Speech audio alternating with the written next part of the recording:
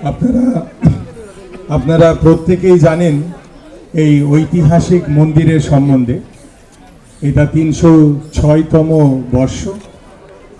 ইতিহাস আরম্ভ হয় সবর্ণ রায়চৌধুরী পরিবারের দিক থেকে এবং প্রত্যেক বছরই হিন্দু প্রথা মেনে আমরা এই উৎসব উদযাপিত করি এবং আমরা অত্যন্ত ধন্য যে পল্লীবাসীদের কাছে আজকেও আমরা সেই ইতিহাসটাকে তুলে ধরতে পেরেছি আপনাদের সকলের সামনে।